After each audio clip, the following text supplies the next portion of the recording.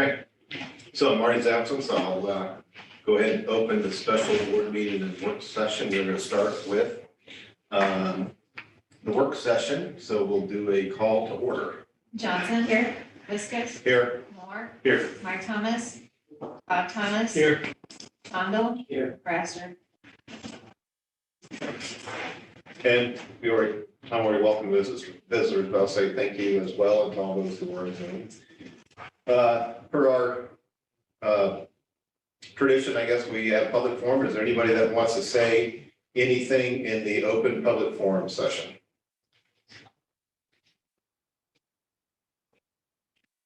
Okay, hearing none. We need to approve the agenda for the work session. I move to approve the agenda. Second. We have a motion and a second.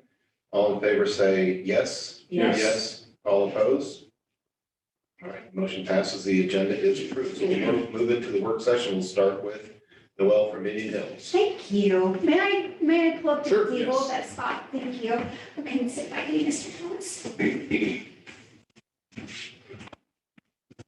Thank you for having me. I'm Noel Gordon, Executive Dean of the Centerville campus and Academic Services, and I'm here in an informational capacity to talk to you about the bond referendum. So hopefully you've all heard that on November 2nd, we will be going out for a bond.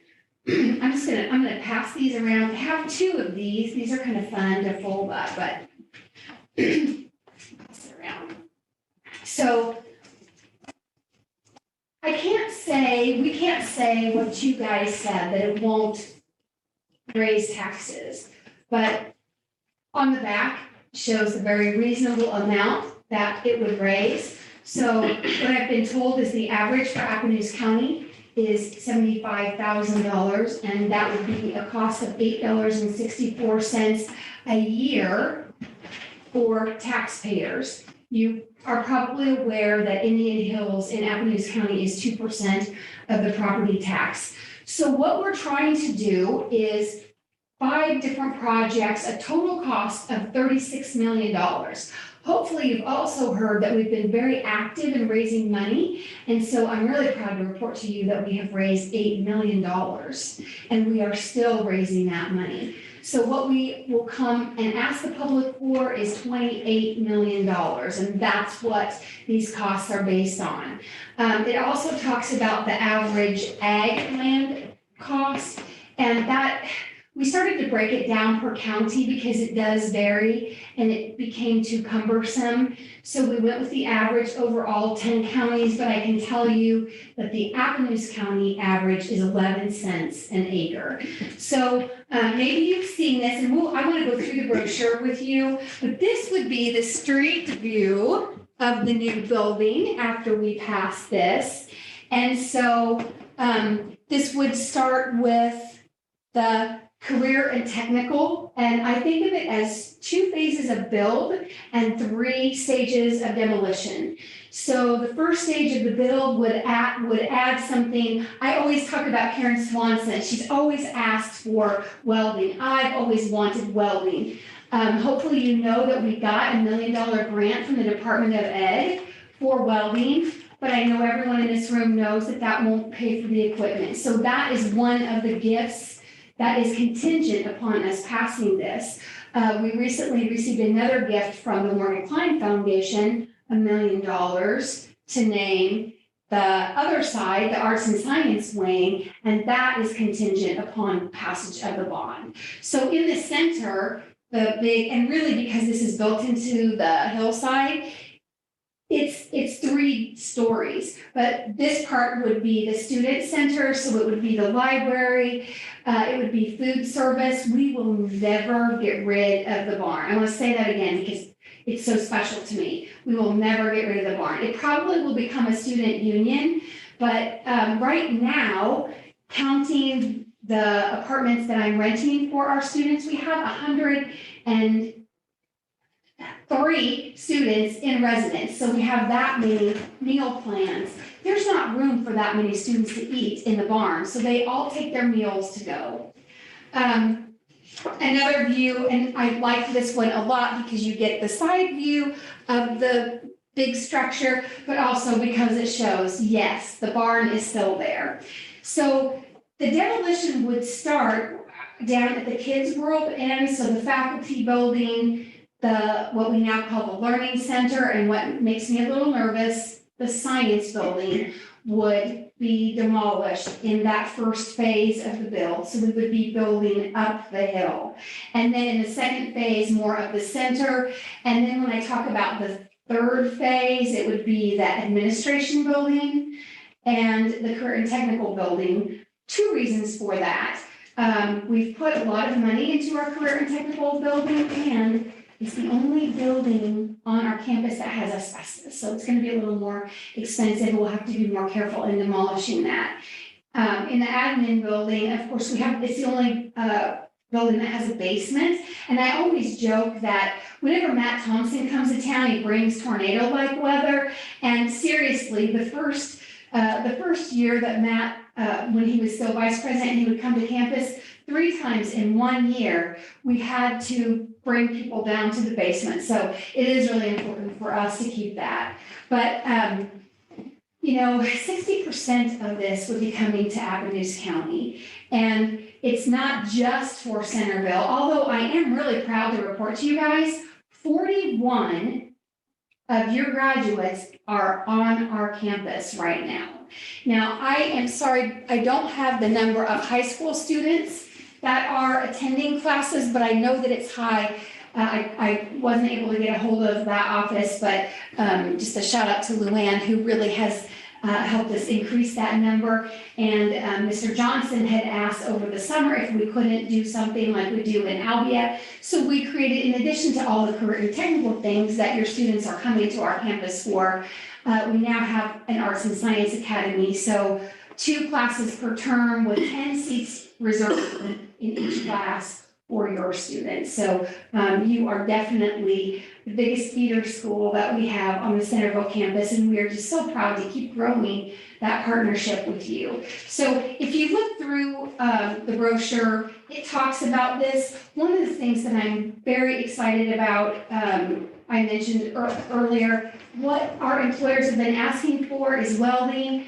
I know that Luann will back me on this. When we added industrial maintenance, it really was the answer to a lot of prayers in the community, from East Penn, from CNC, from Amcor. But Luann said, couldn't you have another section? We had 96 kids that were interested in that, but we only had room for 16.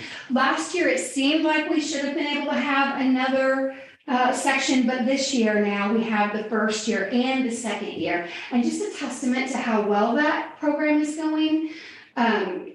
There are students who had graduated from high school, and so they're now they're registering as college students to finish that second year along with all of those other high school students. So it's really going well. Another thing that we intend to add is commercial truck driver training. And so one of the rooms and it will be big, one of the rooms in that CTE wing would be just for simulation. So it could be simulation of welding, it could be fabrication. Locally, we've been asked a lot about extrusion. So all of those things will grow. Hopefully you have heard a lot about our construction technology program.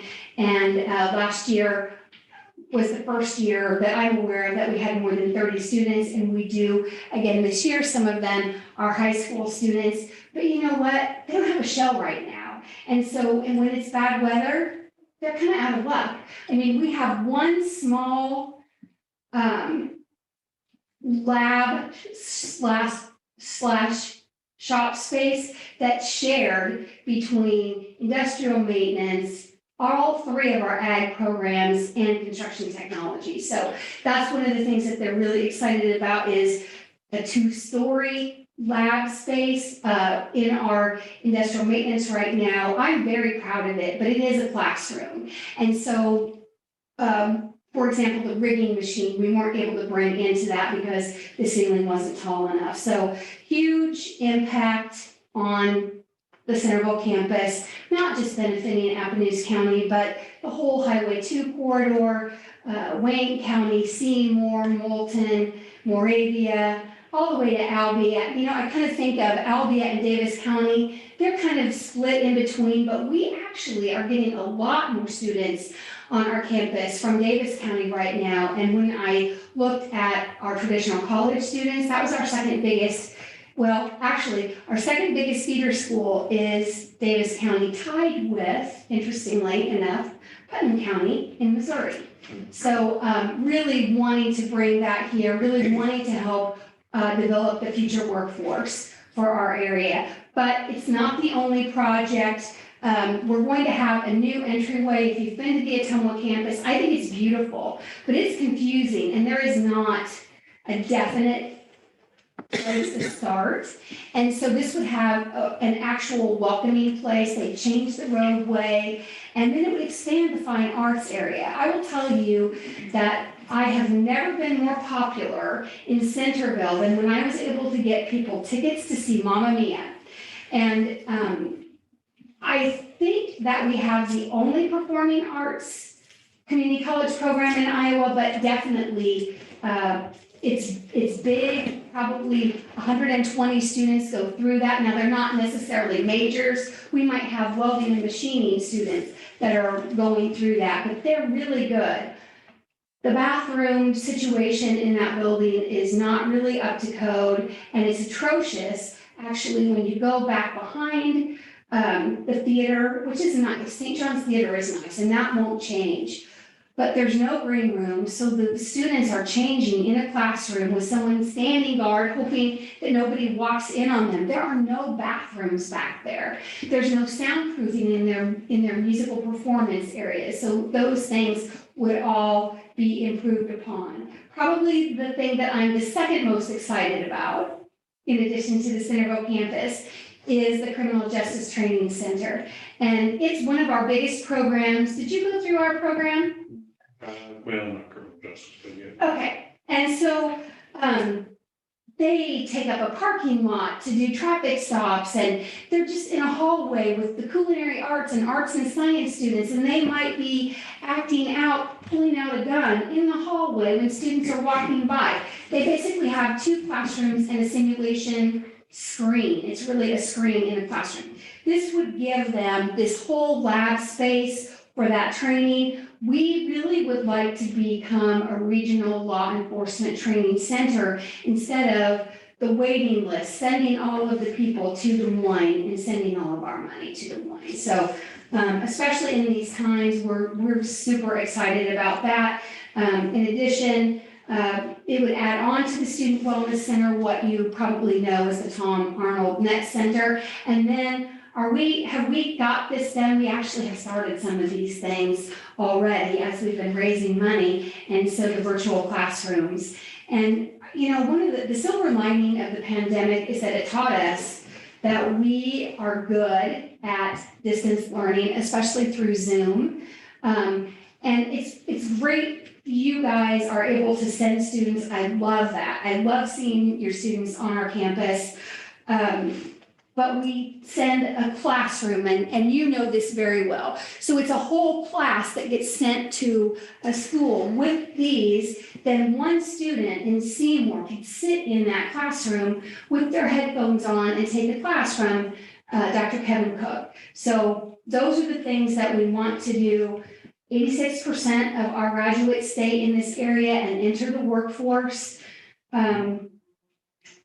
$5.3 million was saved by families last year because you guys are working with us to let your students take our classes. We just want to continue that partnership. So the vote for that, again, is on Tuesday, November 2nd. But we worked with Kelly Howard, and so another date that I'd like you to keep in mind, and you might be getting a call from Lottie Wilson, you might be getting a call from me, just for a little help with that. But we are going to be a satellite absentee voting station, and that will be on Tuesday, October 19th, from 8:30 to 2:30 in the meeting room that you're all used to coming to. That's 1516. Any questions? What was your date again in October? Tuesday, October 19, and the time, 8:30 to 2:30, the place, 1516. So kind of down at the Kids World area, but also rather centrally located. I've got two of these, and I picture you guys like holding them up and putting them in your go bowl. So if you want more materials, I have more. If you would like to have something, I would just remind you that Angela Ober and I were on the committee in helping you with your referendum, and we learned a lot from you, and we appreciate you. And so did I give you one of these? Do you have this yet? Sorry. Anyone want more? Yeah. Yes, thank you. Thank you.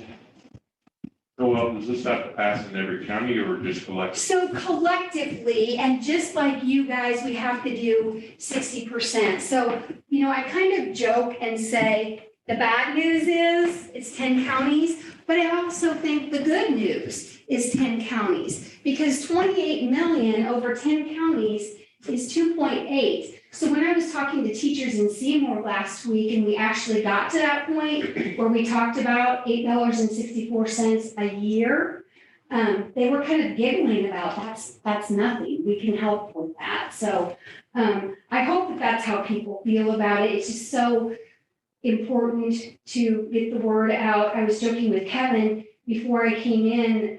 Matt and I had talked to the fair board, and they were very nice, very receptive. But many of them said they hadn't heard about it yet. And so I said, oh my gosh, we're trying to be so transparent, trying so hard to get the word out, and asked if they had any suggestions. And Scott said maybe we should go on the pitch. So, except for Paco, your athletic director, I'm the second most frequent visitor to the pitch. So I think they're not watching it. But any suggestions that you have, any questions that you have, I'd love to give you my cell phone number. And if you think of something that we didn't talk about today, please call me. It's an easy one. Of course, it's 641 and then 216, and then my perpetual age, 39. I can't drive, 55. So 216-3955. I would love for you to call me.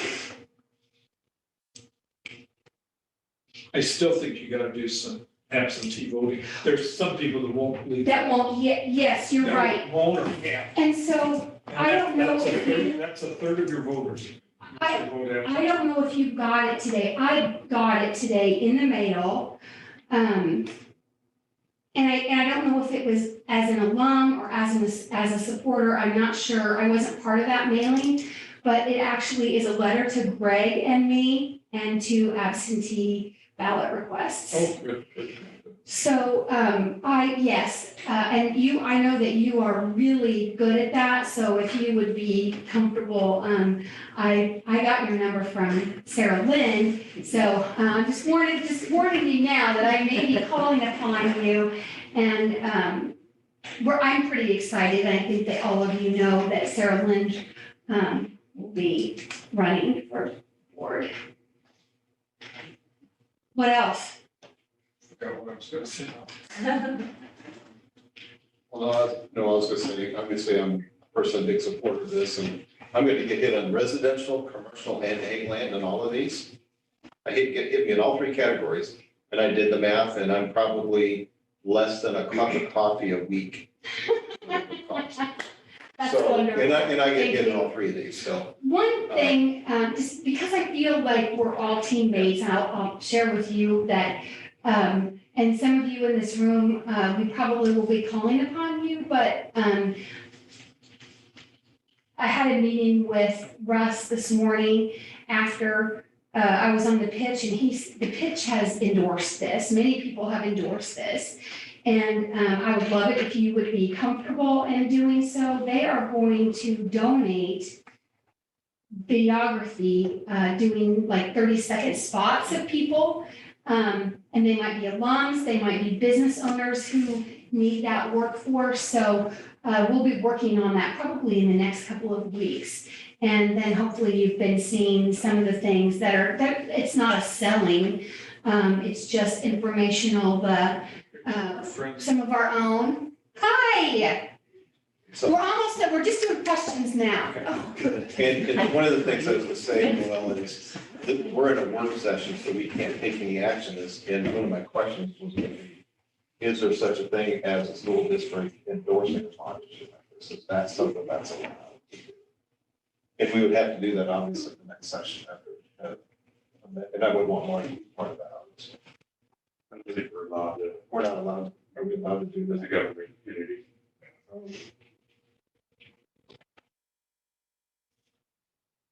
I guess it's probably a no. No. I'm trying to, I don't think you can just boldly come out and take action.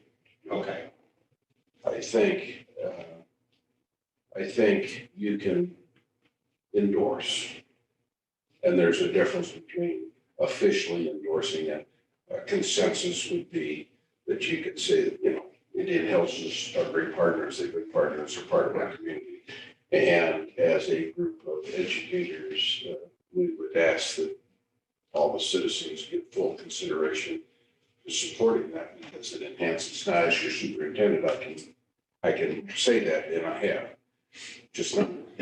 So, but to go any further than that, and I think that as a group of leaders in the community that are in a non-official setting right now, you can, you could voice sounds like a good idea to me. I think You were Matt- one of the first people that Yeah. came out and said that, and I appreciated that so very much. And I think Matt and Noel know where I stand on supporting Indian Hills. you probably are someone that will be coming to, Yeah. and it would be fun even for you to talk about the investment that Sure. you've made in Yeah. our campus. Yeah, which I think that's something you should say, that's part of the contributions you got, that ought to be part of your, but obviously, I think just from the school board standpoint, to have a campus here in our community that our kids can go to and get some training to it, I think is huge. I will say on a personal note, probably 6 years ago, I had a New Year's Eve party in the hospital. I stayed 9 days there, and I had an Indian Hills nursing student. And I had one that was about ready to graduate, another one that was like her first day. And that first day, she was kind of freaking out by my condition and all that kind of stuff, but I was really, really shocked to see an Indian Hills nursing student in the Centerville hospital. And that gal that was weeks from graduating, I'm telling you what, she was ready to go. Mhm. And so I'm excited that that program's coming back because I think it was a huge benefit to our community to have that, because boy, they could use some help up there in the, Yes, and we'll be meeting with Mercy One next week, and they are very excited. We've brought the PN program back, but they're hoping that we can bring the RN, and that would, this would substantially increase the space that we have for nursing and make it a real lab, not a classroom. yeah. So I'm excited, personally, I'm excited about what you're doing. I think you know that, so. Yes. Just a recent shift, not a recent shift, but something that I want to reinforce, and Matt's got something to say, is that we have worked really hard between the public school system and Indian Hills to blur the lines between kids graduating and walking across the stage and continuing their education. And that's obvious. We have data to show that that exists. So those are other reasons why our constituents, and all of their constituents are everybody's constituents in this particular case, probably should really think hard and give a high consideration to supporting this. Yeah, and I tend not to just show up late to meetings. Hopefully Noel told you I was over in Moulton, and we've got a representative over in Gordon at the school board meeting there too. And so appreciate you all taking time to hear from Noel. And I guess I would echo everything she said that I didn't hear. But I know she does it so well that, the relationship with the school district is certainly, incredibly important to us. I think we have seen some real growth and, those blurring lines, as Tom said, and that's what's needed right now. If you look at the workforce needs across the region, I was over reporting at East Penn Manufacturing. It can be said about any of our advanced manufacturing facilities in the area. There's a huge need for workforce, and we need to continue to do everything in our ability to be able to have young people find the pathway that fits them best and make sure they know what's available to them, and having a welding facility, industrial maintenance technology lab that really is a lab and classroom facility right here in Centerville is incredibly important. Having a CDL program that we bring here, there's a great living you can make driving trucks either over the road or, we've got fuel tankers that make incredible money. And then our job is to continue to help bring students together and show them what the opportunities are in the area. The law enforcement project up at the Tumwater North campus. I think a lot about how do we continue to grow and partner with our local agencies to make sure that there's the support and training that's needed, and eventually bring a regional law enforcement academy here to save departments money and time and everything else. So we're really excited about each of the projects that we have. I talked to a gentleman today about, these aren't wants. We're not going to ask the public for wants. We cut some things out that would have been nice to have. We cut some projects out because we were looking at what's the best use of taxpayer dollars and how do we have the most likelihood of getting this done. And it's focusing on projects that advance us forward. And so I just want to say thank you for taking the time to hear from Noel and have us as guests. And if there's ever a question, let me give you my cell phone number. You can call me anytime. I got this number while I was in college at Iowa State, so it's a 515 phone number,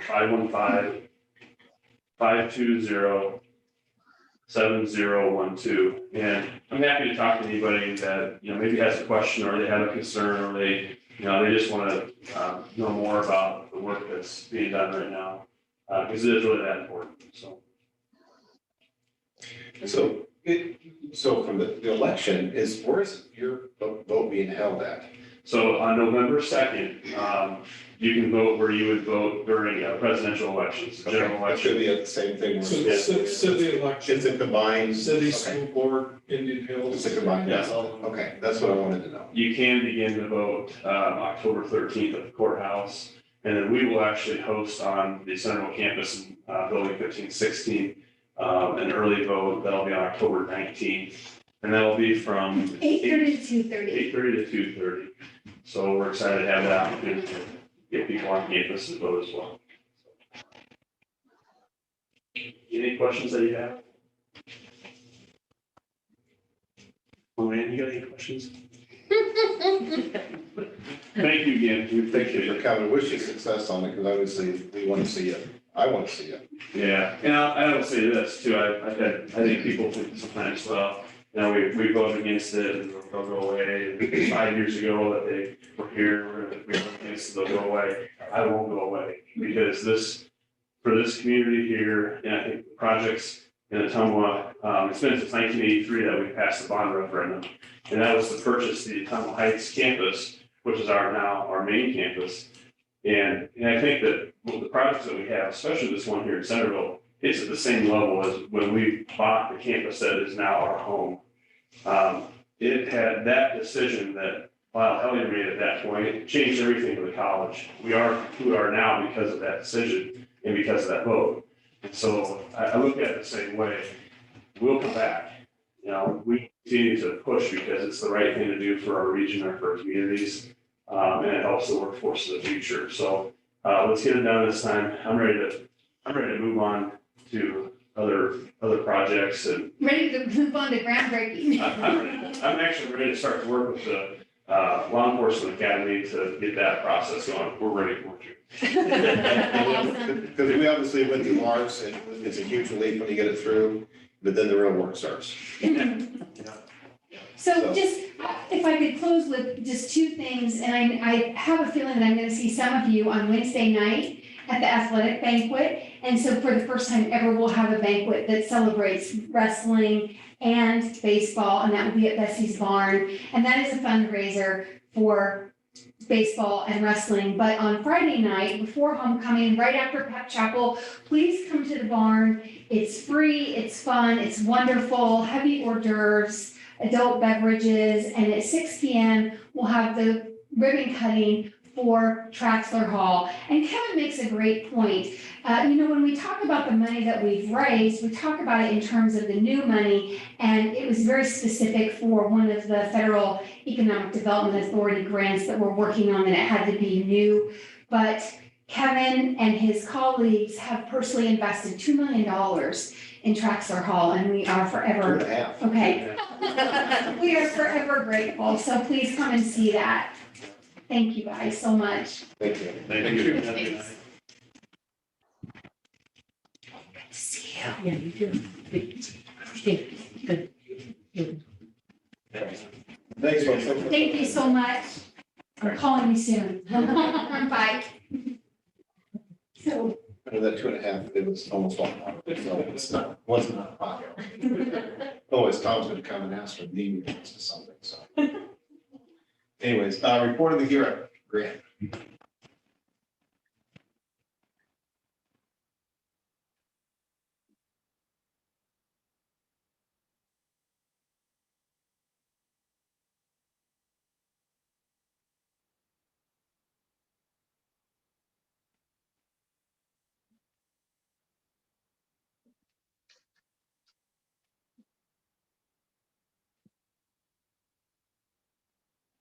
I'm Luann Akins. I'm the school counselor for the high school and the alternative program, and I go over to the middle school some too.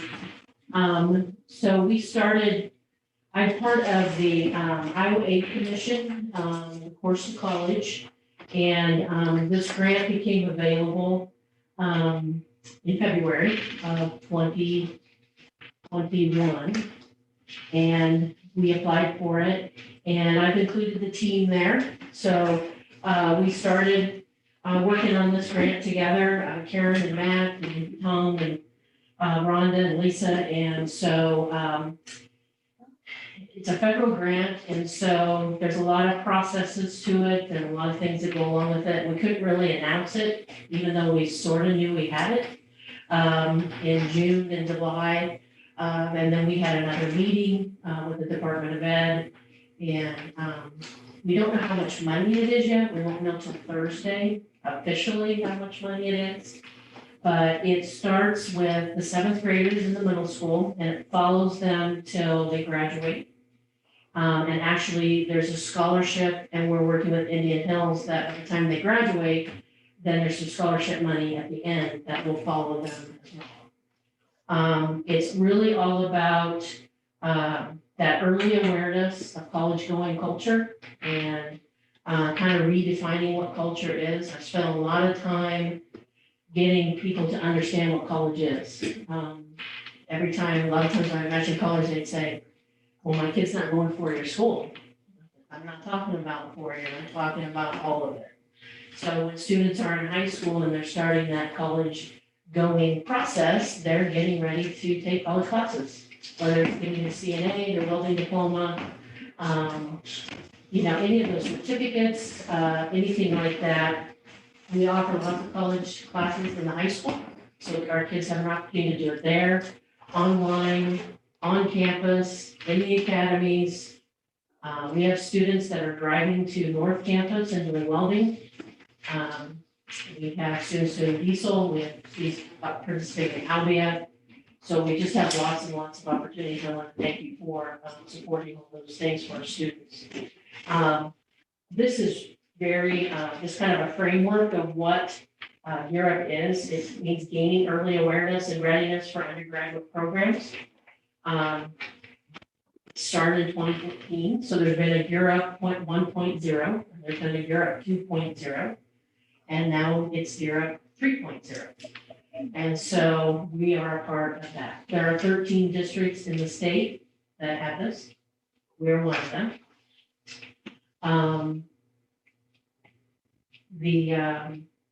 It talks about academic support, advising, career and college exploration, the social emotional part, enrollment and transitioning. which we believe is so important for our students and our families in our area. It's kind of nice calling up Indian Hills because it's exactly what we're talking about and their partnership. So we feel very honored that we were awarded this. It's actually based on the middle school's free and reduced. You had to be above, you had to be at 50% or to even qualify. And I think we were at 53. So we have a lot of work to do to get this off and going, and we'll have a kickoff at the University of Iowa. And we have to take our team there. We're going to talk about lots of data and things that we're going to do to help kids. We can help all students. They don't have to just be in the 7th grade and moving forward, but it's really a focus on that 7th grade and then moving them forward through the process. Rhonda or, I don't know, Karen or any of those guys want to say any more about that? Or if you have any questions? How many years is this funded for then? So it's funded for the 7th graders, so it'd be 6 years. And it's just for that group? It's for that group and to follow them, but we can use other resources because we're a Europe school. The ACT that we're taking for our 9th graders and 10th graders, we got a lower cost because we're a Europe school. Got it. ICANN, which is the Iowa College Access Network, does a lot of different things with FAFSA. Because we're a Europe school, we can get in on those opportunities and they don't cost us very much money. So. But that doesn't, so the next year, it doesn't do anything for that group of 7th graders. This is just, okay. This is like a one shot for one cohort class. What's the money used for? Like, I mean, All of these different things, like advising, college, like field trips, guest speakers, just anything like that. We can just, There's some people that said, should I invite them? they're my national merit. That's what I thought. So you'll be doing special events throughout Yes, their 6 years. yes, yes. that's. Field trips, job shadowing, Okay. yeah. I think Karen's wanting to say something. Okay, Actually, the grant follows these 7th graders through their first year after graduation, so their first year of college. So it's really 7 years that we get to support the students to ensure that they have success, but along the way, we get to support all the other grade levels as well. So many school districts have enough money to actually get an extra counselor that's specific for this, depending on what the award is like. It can be used to support many different endeavors to ensure success for these students as they go along the way. And actually, it couples with some of the other programs that we have in place right now. So it starts with this year's 7th graders who are the class of 2027, I believe. But it is not limited to supporting just those students. But those are the students that we will continue to have data on through their post-high school, their year post-high school. How much was the grant? And I don't know if, No. Oh, you don't know yet, okay. we think somewhere between 155 and 160 students, but don't quote me 155, 160 students. per student Each year. each. Have you got any data from the 1.0 and the 2.0? What results did they achieve by having this program? Is there Well- data that shows that? They must have been okay or pretty good otherwise. That's wonderful. But I don't know. I know Atrumwa has had it. They had the 1.0 and the 2.0, but they didn't reapply for the 3.0. So I don't know how. Luann, did you also tell them about the pledges we've had from like some of the business partners and Indian Hills? No, I didn't. That'll be part of the funding that comes with it.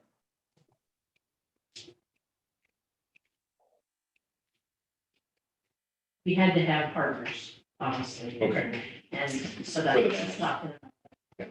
Yeah, so we've applied for the Klein Foundation, Indian Hills, our partnership, so, Then we had some endorsements right, from some different businesses that, CNC, yeah. Mercy Hospital. So there's a, I mean, we just continuously hear it in terms of what are we doing within K-14 to prepare people for the workforce? And there's numerous opportunities. And so I don't want this to sound like a criticism, but we are taking away a lot of excuses and reasons why people don't have an opportunity to have a skill set that will provide them with family sustaining wages, is the way I would put it. So it's going on, and Luann and the high school and our middle school, people are just really talking more than ever before about, so what's your future? What are you going to do? And, you know, in the olden days, it was, well, what college are you gonna go to? Well, that's not the theme of it anymore. It's more of your future, your skill set, your knowledge set. And are you gonna be happy doing that? And what's it gonna pay? What's the future in it? What are the things you have to do to continue to be good at that particular? Maybe it is welding. Maybe it is a police officer. Maybe it is a truck driver. Maybe it's a nurse. So, and it's so badly needed right now, so badly needed. So I appreciate the work that Luann's done, and the rest. There are quite a few, you know, they put my name on it, but I get to attend a couple of meetings and they pat me on the head. And they do all the work and away we go. So I appreciate the efforts they've made. And it'll be interesting to see what our money looks like, and it'll be something to watch over a period of time. And there was maybe a question from Bob that was, well, how do you know? Well, they expect us to measure and keep track. So they don't hand you money very often, very seldom anymore. They're expecting accountability and the data to show that you're making a difference. So we have to be able to do that. Thank you. Thank you. Luann's got another presentation tonight, so this is pretty exciting for Luann tonight, our high school guide session. So this is really cool stuff that you're gonna hear now. Or you want to take over? You want me to keep going or? Keep going. All right, national merit, Mr. Owen Bile. So I'm gonna just review a little bit about what it is, and then Owen, I'm gonna give it to you, okay? So, PSAT, National Merit Scholarship, is a assessment that is given every year in October. This is through College Board. The College Board tells you where you're gonna test. I have very specific things as the testing coordinator that I need to do, and I follow those. We have, it's offered to 10th and 11th graders. In 10th grade year, it's a practice, and in 11th grade, you are in the competition at that point. So, and we're getting ready to do it again in October 13th. So I give the information out, I tell students, hey, come in and sign up. I have some test questions that are samples they can kind of work through.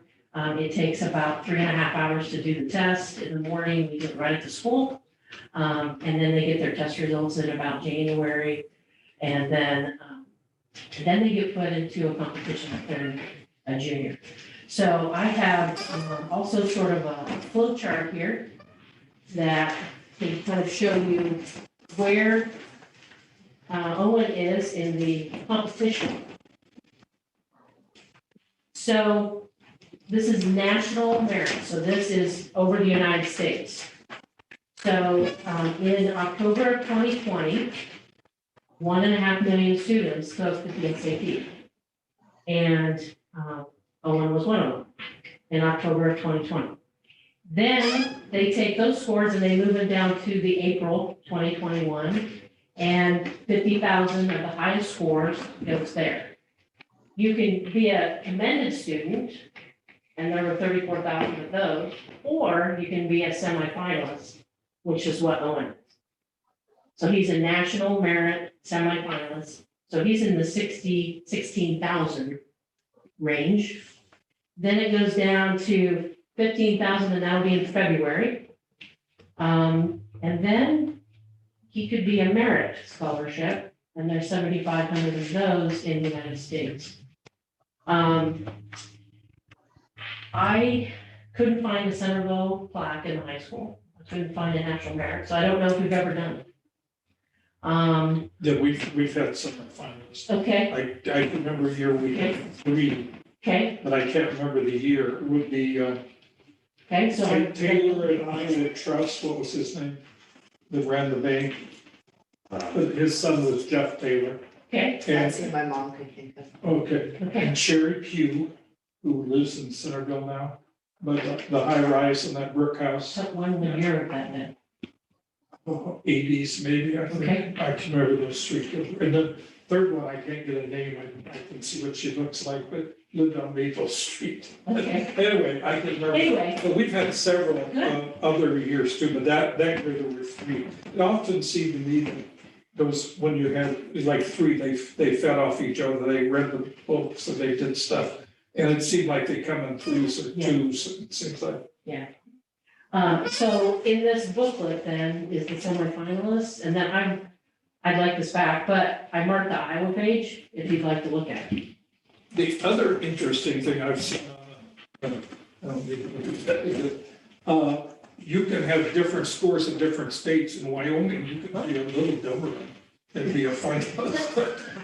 And the scores vary, like 2 or 3 points, South Dakota, Wyoming, Montana, you don't have, but Pennsylvania, New York, you gotta have higher scores. It's kind of interesting that they made a variation for different parts of the country. Yeah. I think I saw it on my telephone, I'm not sure where I saw it. So, we'll see how Owen goes through the flow chart. But I wanted to give him an opportunity and his mom to introduce themselves and talk a little bit about future plans and what you're thinking about doing after high school. Okay, well, I'm Owen Bile, I'm a senior. Right now, I'm just in the college search, been visiting and getting a lot of mail for sure. I would, at the moment, I would look forward to go to a 4-year university to major in biology.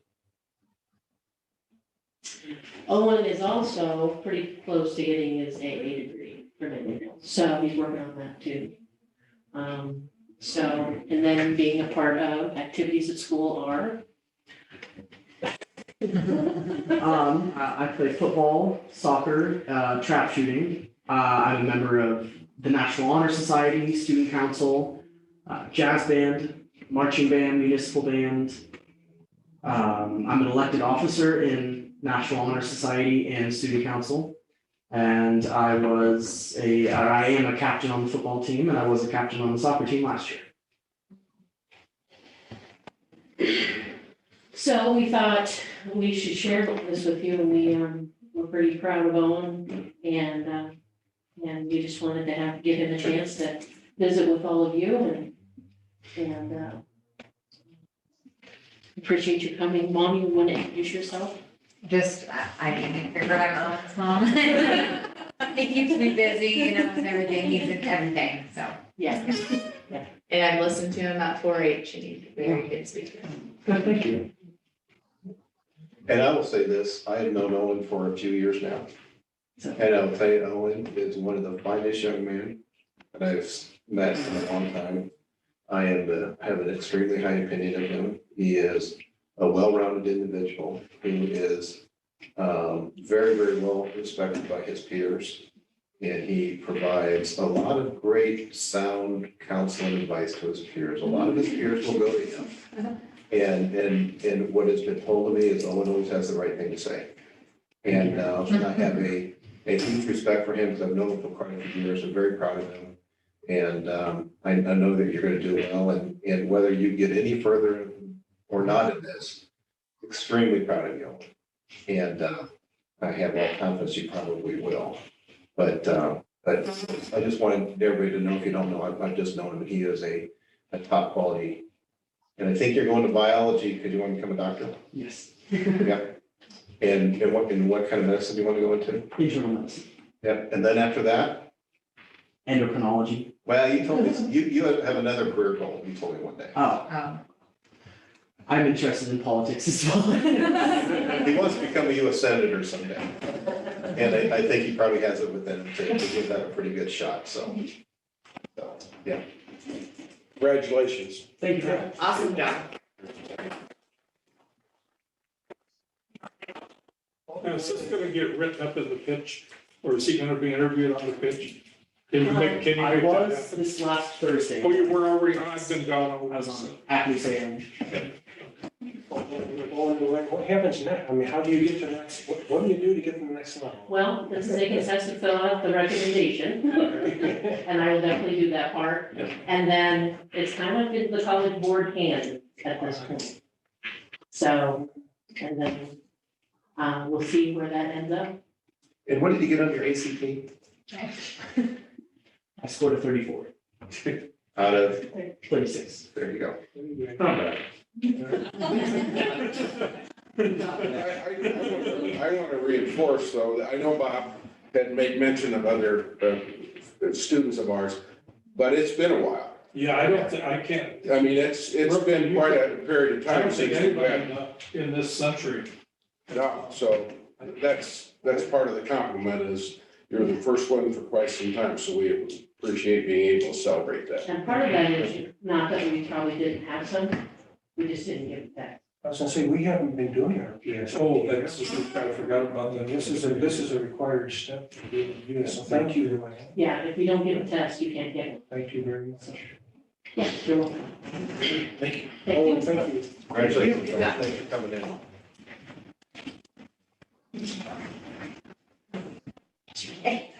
Thank you. Bye. Thank you very much, guys. Thank you. Thanks, Brian. I got it. All right, then you can. You guys get along. Rachel? Yes. We'll keep going. We'll keep going, hopefully, short, sweet, right? Thanks for having me here tonight. I'm here to talk about, just give you a project update tonight, where we're sitting with current ones under construction, and then ones that we have going on in planning, so. So Howard phase one, let's start there, unless you wanna start with another one, but I'll start there, if that works for you guys. So Howard phase one, starting to wrap up here. They have finishes going on right now, and they are scheduled to be done no later than October 18th. So there is still casework that needs to be installed, so cabinetry, that we purchased outside of the project.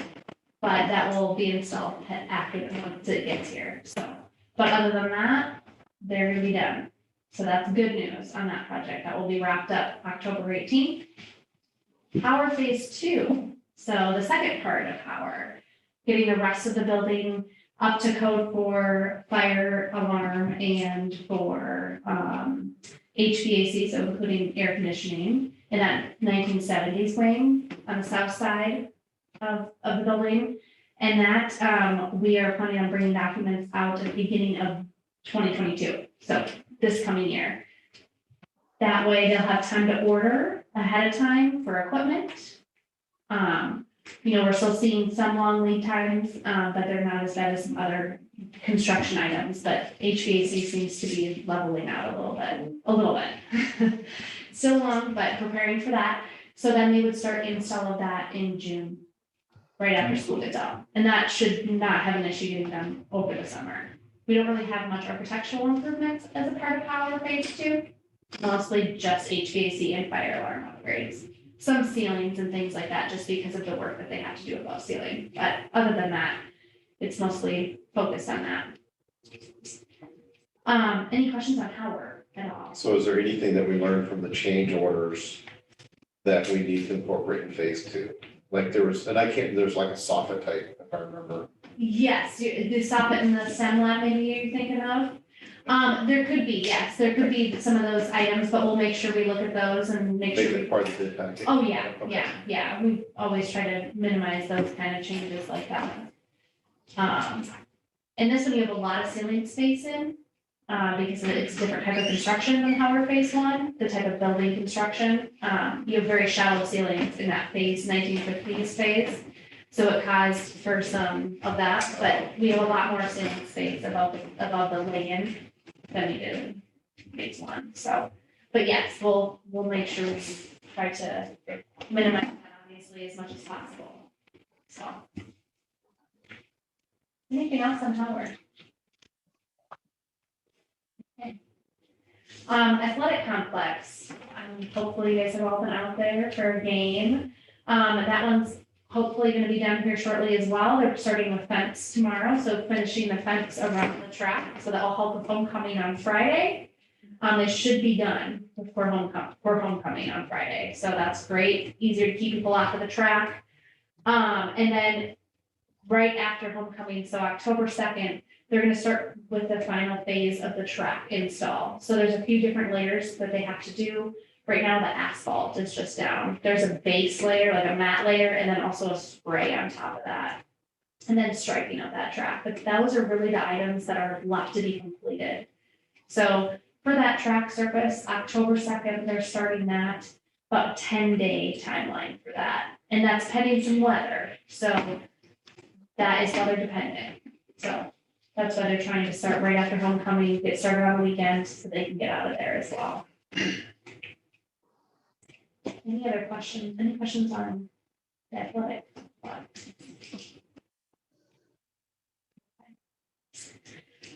Preschool, so we're starting to talk about the preschool again. We kind of put that one on hold last year to kind of see where some of these projects were gonna come out at. And I know Lisa's working on some costing and getting kind of an estimate together on what are some of the funds that are gonna be available for this preschool project. And we will come back kind of to the conversation of that one here in the next couple of months and probably re-engage Julie at the preschool again with her programming and making sure that we're in line with what their needs are there in preschool and the budget. So bringing those two together. So that one, we don't have a start date on that one yet. That one's we're still working through some of those scope items and figuring out the true scope of that project. Took a little bit of a setback, probably because of COVID, and just having people in different directions in time commitment. So on, so we'll get that back. So we have made some, by the way, we met with the facilities committee at 5:30 this afternoon, and Mike and Bob were able to attend. Mike Thomas was not, so we went over those things, so they have some insight into the projects and so on. But you say a setback maybe in time, but we're still on budget for. But what we're gonna do is we talk more of the brick and mortar, the building aspect of it today. Lisa's working on getting our arms totally around so we can come back to the finance committee in October at 5 and outline where we're at financially. Okay. But we have no alarms going off at all. Both of our contingencies are good. No alarms going on. Okay. We just gotta make sure that it fits, because you get your save bonds, you get your geo bonds, you get your ESSER dollars, and Lisa will help us with all It's part of that all the summer project kind of stuff that. We, outside of Rachel's. outside of Rachel's, and we can report out on where we're at on that as well. Tim's money. Perfect, thank you. Yeah, so it's kind of updated on the preschool. The high school is another one that we kind of updated the committee on today as well. So we held visioning sessions with about 8 to 12 community members, 2 of them. And they were 3-hour sessions, so they were troopers and participated really, really well. We had a cross section of teachers, parents, people just in the community, and students that were all a part of that meeting. And we really brought them together to try to talk about what is future ready learning mean to them? What is future ready learning? What are other schools doing? Kind of just educating them on what's being done out there, so they can start to think about what could be done at the high school. And so we got some great feedback, and we got a list of priorities together from them, really narrowed in on some of those priorities and started to kind of rework the floor plan, not a ton, but just some, to try to bring in some of those big concepts that were really important to them. And we met with Matt as well today to go through that layout as well. So that one, we're still working through some of the floor plan changes, and then we're going to meet with Matt and his team. So he's going to I have 9 different users groups that I'm having him set up for me. Those user groups will have about 3 to 4 people in them, and we'll go through each kind of specific part of the building and talk through what they need in that space, what do they want in that space, and how we can make that happen for them. And we'll meet with Matt and his team in October, and then we'll do it again once we're a little bit further down the line, so we can come circle back with them and make sure we incorporated those items that they needed. And that project is still on, we're looking at the overall schedule, but hopefully to start sometime next summer in construction. So listen to the Indian Hills, talk about things they want to do in virtual classrooms.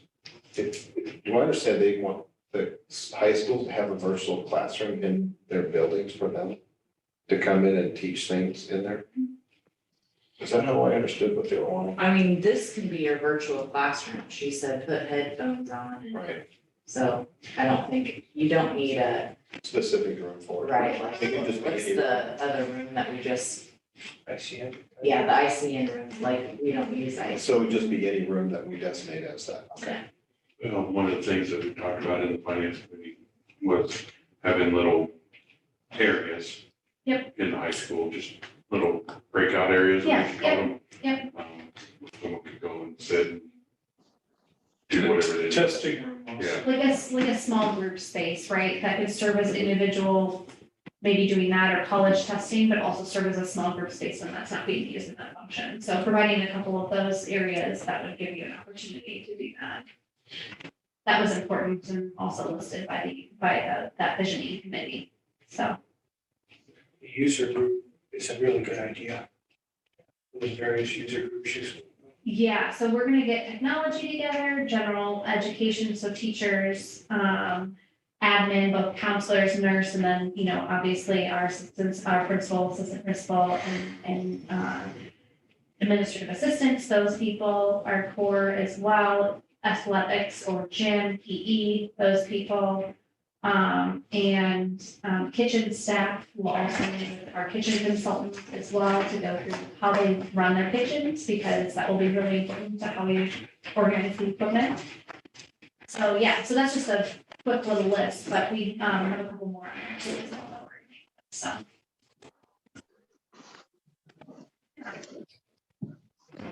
Any other questions about any of the projects? They, and I don't want to speak for you, so correct me when I give information that's not accurate, but as we've gone through our power project, you all know that we had some challenges because of COVID and getting materials and all of those types of things. So I think when we go get in more to our high school project, we're gonna, and again, I don't want to speak for you, but other than I'm learning from you is we'll have a higher degree of sensitivity to the timelines. What are those materials that do not seem to be affected by COVID, and what are those materials that will be affected? And you had said today that steel, Yeah, it was one that was, would you say 8 months to a year out 8 months to a year out, so. for roof structure, but yeah. Yep. So those things will be factored in. Some of it's out of our control and it makes it a little bit more of a challenge. But what I will continue to keep our arms around the financial aspects of it. And we'll also continue to work with different groups, and then we'll bring that back to our facilities committee with updates, at which time they can weigh in and give their blessings or ask questions or whatever the case may be. There's some interesting conversations to be held in light of the fact that this is 2021, and when you haven't built a building, of this magnitude for a period of time, things that obviously have changed. Natural lighting, courtyards, just things of that nature, the impact of technology and so on. So it's an exciting project to see how it will flow out, but I think it's really, really important that, and I'm not telling anybody in this room or anybody watching anything new, other than the fact when you have a project of this significance, the more ownership we can get in the project, the better product we'll have at the end with longevity and support. So, because probably won't be the last time that Centerville has to address facility issues. Yeah, I'm just thinking, now that we've been 2 years into Lakeville expansion, get Terry and Julie to say, got to do it all over again, what we could do different. Just to see if there's any insight in any of that from them. Well, yeah, we can do that. It's just that you build an elementary school with different architectural firm. Well, yeah, I know it's not your project, I know that, but if there's, what did we learn from that? Because it's more of a lessons learned type environment. Seems like we have and you're part of this, between the facilities committee, staff, Michelle, we have a pretty good team. I'm just thinking, we've had some slippage in time frame. But we really haven't, given everything we've had to deal with. Cost overruns have not been a concern, and the slippage hasn't been all that, bad, and the rest of the world isn't very near as well as we have been. I mean, things are not working really well in a lot of places from a building point of view. So thank you to your team, Rochelle, to you, and facilities committee and staff. It seems like it's went really well. We're talking about wrapping things up here within 2 to 3 weeks. I hope so, yes, yeah. Pretty major projects. Fantastic. I hope so, yeah. Has anybody heard anything bad about our football field? Because I just get overwhelmed with our football field. It's beautiful, I'll say that. I heard one person came back to me that it was gonna raise his property taxes by 20%. We shouldn't do that. Other than that, I've heard overwhelming, just outpouring of support. I never thought it was as sharp as it looks. I mean, it really has. Rich did a very nice job. Yeah, it's beautiful. It's raised the pride of the community. Yeah. The colors are amazing. Yeah, I think it looks fantastic. I think obviously that, the contractor did a great job, so. Yeah. But nobody talks about the junior high at all, because you can't see it. Yeah, it's just the air conditioning. Maybe when it's done, maybe when it's done. I know Karen will work hard at showcasing that and her staff. Oh. And we need to do that because it is kind of an interesting conversation. It's not as visible, but it's really, really, really important that we show our constituents what we've done, what the district has done, what the board has done. And what's really hard is to show kind of the patience that the Howard staff has had to add. And my measuring stick in a lot of issues is my phone. Because when people think things aren't going well, they will usually let me know that. But that's what I'm hired to do. And I haven't had any calls from anybody, and I hope I'm not saying this at the wrong time and soliciting a bunch of them. But, and that's fine if they do, but that staff has really done an outstanding job, custodial staff, teachers, it's, so we gotta showcase that, and we will. Yeah, Karen and her staff has been very patiently kind, and they've been great to work with. Well, the first 90-degree day in April and everything works. That's exactly. You won't get a call, but if it doesn't, you probably will. That's the way it will work. I don't take calls after April. That's anything else for Rachel? Thank you. Thank you, Okay, thanks, everyone. Rachel. Safe Have a travel. good night. Thanks, Dan. Just a quick sidebar, October 5, you're back with us, isn't you? Yes, I am, Okay, yes, Okay, safe trip home. thank you. Tom, I guess whatever order you want your. Principals reports are there, and let me get to where we started here with those. And so I don't know that there's going to be a lot to be said to report out on. But we have Julie Craccio has submitted her report here. Any comments, Julie, for the board? No, unless they have any questions. It's been a great year to start at the preschool in Lakeview. Okay, I wanted to, thanks for looking for and obtaining the grant. So $5,000, a big deal. Yeah, it was great to get some new furniture and some new toys and just learning stations for those kiddos to start with. So yeah, it was great. So 60 and 14, 64 years old, 14, 3-year-olds old. What were you projecting a long time ago? Well, 60 is the max I can have for 4-year-olds. I can only have 20 per classroom, and I can have 16 3-year-olds. And we have one that's kind of in limbo with some special ed stuff going on. So it could be pretty full here. Okay. Terry, Lakeview, any comments or questions from the board on your report? I don't have anything unless they do. We're just finishing up our last conference night here tonight. We do conferences at the 6-week mark with the idea that if students are struggling, we can make those connections before they become permanent marks, with the 9 weeks quarter end. So we're just wrapping that up here tonight. It's been a good start. Hey, I would just make that comment that principals and teachers and parents have changed that conferencing timelines. I think at one time it was 9 weeks and semester, and that's just kind of the way it was done, and nobody thought about doing it any differently. But in recent years, we've decided to change the schedule on that. And I think it's paid its dividend, hasn't it, Terry?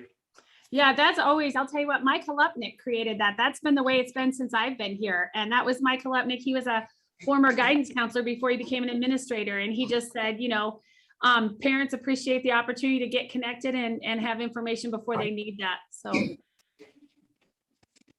All right. Karen Swanson, middle school, Howard, any comments on that or questions for Karen? I don't have anything else. If you've read the report and you have questions, I'd be happy to answer any.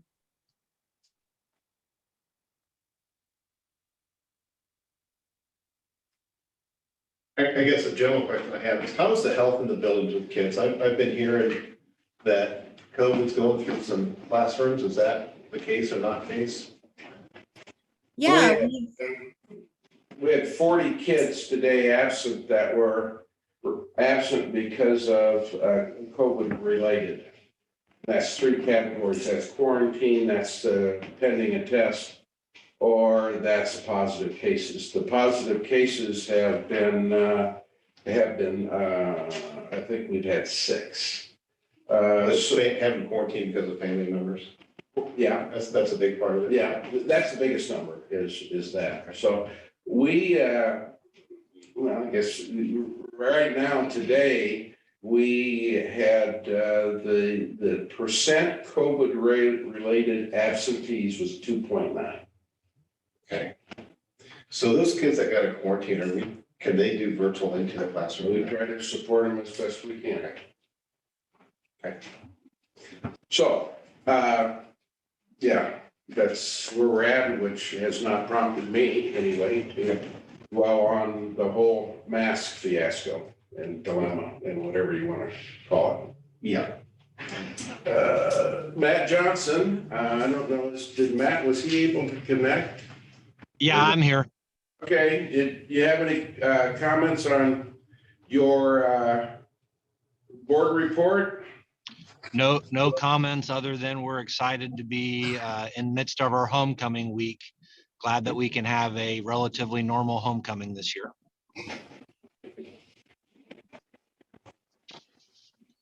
And you have a virtual report here from Mecca, who has been, just say briefly dealing with some health challenges here, and she's getting along much better and improving. So she's not available. I don't believe, I told her she should not be available. She needs to be taking care of herself. So there we have it. I had one comment as way of, and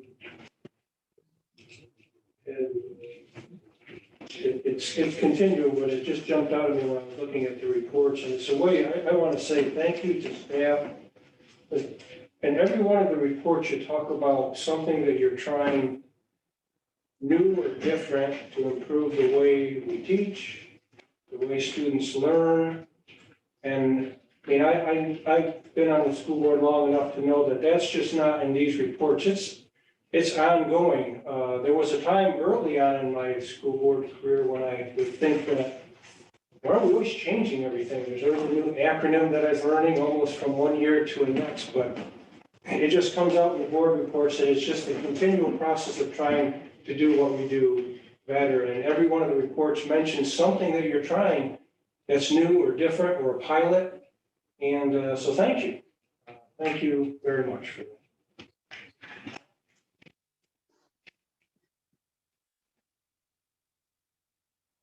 You got anything else on this? Or We can adjourn it. all right, so need a motion to adjourn the work session. I'll second. Give like more, so, okay. All in favor of adjourning the work session, say aye. Aye. All opposed? I guess I'm a yes. And I have to, yeah, I guess I'm gonna turn it back over to Marty for the next one, because I don't know if you do yeses or ayes, but evidently we're adjourned. What? We do whatever you tell. We do whatever you. I know. I think last meeting you went from ayes to yeses. Whatever you tell us to do when you're in the chair. And You want the chair back here? I'll take the chair for the meeting, but we don't need to move. Okay. There. And thanks, Kevin, thank you. My apologies for being late. I knew it was going to be a little bit late. I didn't think it was going to be that late, but doctors work on their own time. A regular board meeting, I'd like to go ahead and call the regular board meeting to order with roll call. Johnson, here, Liscus, Here. Moore, Here. Mike Thomas, I'm here, but I don't know whether it's legal. yeah, Yeah. Bob Thomas, Here. Shondell, Here. Craftsman. Here. Any changes to the agenda? No. Marty, you probably need to talk. Okay, thank you. No changes to the agenda. Could we have a motion to approve the agenda? Thank you. Is there a second? Thank you. All those in favor say yes. Yes. Yes. Any opposed, say no. New business. We have approved a resolution authorizing sale of real estate by public bid and setting time and place of public hearing for the conveyance of real property. We have a number of documents in our packet. We have notice of sale. There's a resolution authorizing the sale. And I think we also have the purchase agreement. It's in real estate purchase agreement is in the packet. I don't know, Tom, did you want to cover anything or are there any questions? I don't have anything. That's what Mike figured, as a result of our last meeting submitted to us, so I don't have anything to contribute. Okay. I see it's got the written description, what their intent is, and moves out to the 15th, so I think that covers what most of their concerns were, so. Move to approve the resolution authorizing the sale. You took that back away from me, Kevin. What's that? Oh, you're making the motion. I'm making the I'm motion. sorry. You're making the motion. I'm making the Oh, motion. I thought there'd be more conversation, but let's go ahead. Go ahead and make that motion, Kevin. Move to approve the motion to authorize the sale of real property, Central. Is there a second? Second. Is there any further discussion of the documents that we have? Roll call. Roll call? Okay, this is a roll call vote. Johnson, Yes. Liscus, Yes. Moore, Yes. Mike Thomas, Yes. Bob Thomas. Yes. Shondell. Yes. Craftsman. Yes. Well, Tom, please tell Mike, he must have captured exactly what we were asking him to do. And we have a flyer put together with information on it and so on. And we couldn't really distribute that until we had this action tonight, so. Can you email it to me? Yes.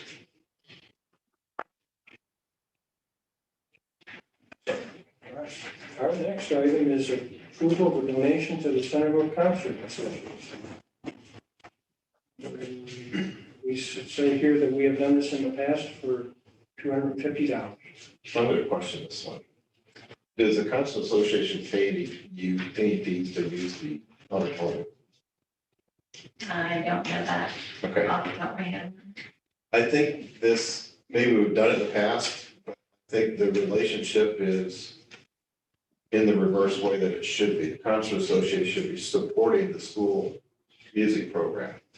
So they raise tens of thousands of dollars to put on a concert for a very small group.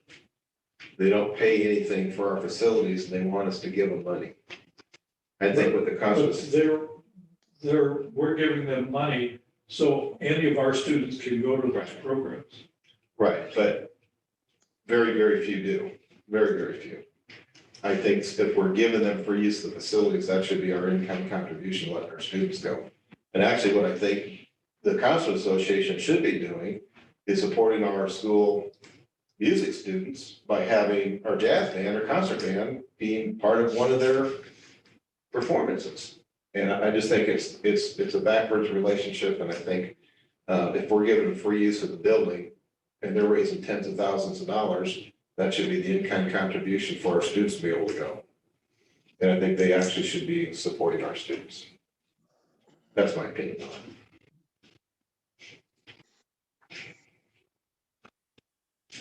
More comments, questions?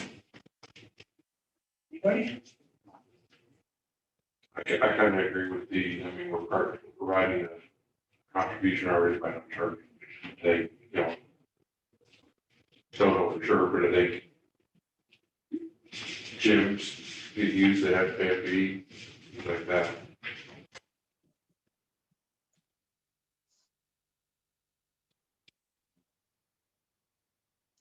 Do we have a motion to approve the donation? I would move to approve the donation. Thank you, Bob. Is there a second?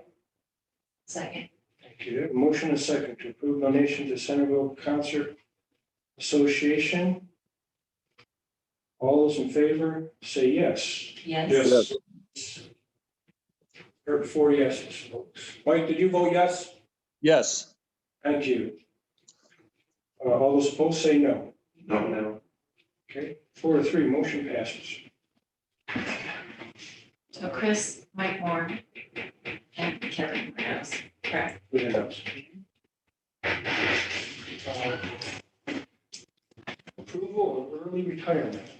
This comes over there. Lisa kind of let us, Lisa we did a great job of capturing our conversation with the finance committee, meaning Lisa in the board notes.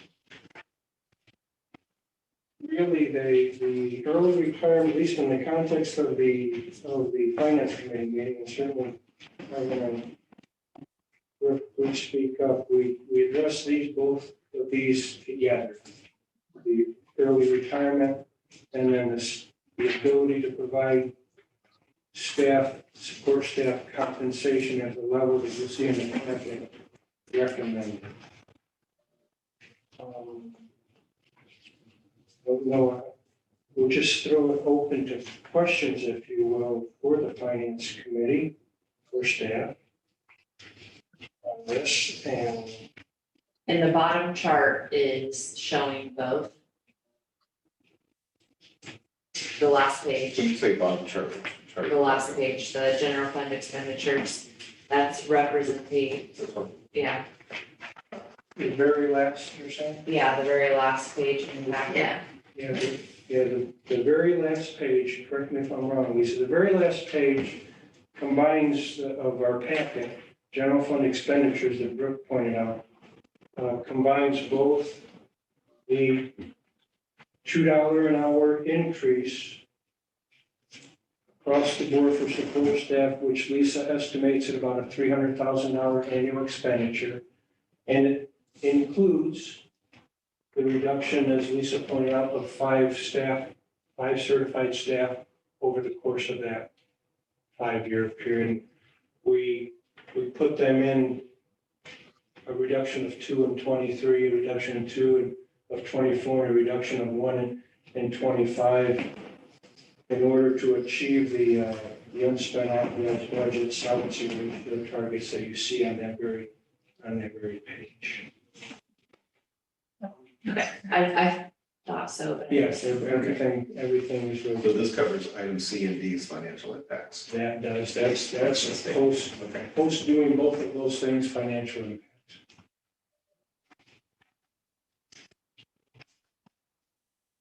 And this is Based on based, all of our other assumptions that we had Right. before. and I was gonna say 1.5 SSA, okay, Was it cost of 1.5? each year. Which if we get a little bit more than 1.5, it's gonna help to fix 2026. Greatly, yes. It sure will. It keeps our financial situation, doing both of these things, the financial situation would stay strong. With what Kevin just pointed out, you'll have to, when you get out to 2025 and 2026, depending on what supplemental state aid and all the other things happen. Right now, as we projected, you're starting to go down. So you want to probably, if this comes to pass at about that time, you want to be looking at, okay, how do we, you don't want 2027 to follow the trend that we see that's starting 25 to 26, but you have plenty of I time. think for people on the finance committee, as you're looking at that downward trend, the thing to keep in mind is the pages and pages of data that's being put into this, and the one that probably moves the needle the most, so it would be fair to say would be SSA, the state supplemental aid. And so the assumption is it's at 1.5% per year. So if we get a year or two in there that it's 2.5, it really makes 2026 a whole lot better. So. Or having more students. Enrollment going up would be the other one, yeah. We're projecting, this projects at least 10 student per year reduction. So which, again, going back to the time that I've been on the school board, we've lost more than 10 students per year in the time that we've been here. So losing, well, 10 sounds like a lot. It's easy to lose them, unfortunately. You can be down 10, real quickly in a year. If we could, I know we haven't taken official numbers this year, it's not until next week or so. But I think they're preliminary work down out, 10. right? We're gonna be down 20. But one of the things we talked about at finance committee is like, our kids' class was a big class and all the other classes are like under 100. So it's not, I mean, it's not necessarily that we lost kids to other districts. We just have, yes. We had, the senior class last year, I think we walked 115. Yeah. And our senior class this year, if you want to compare it, is probably 85 kids. Yeah. Thereabouts. So that didn't help us. And to touch a little bit on the early retirement approach is, I mean, when we talk about, let's just talk about next year, when we talk about reducing 2 certified staff,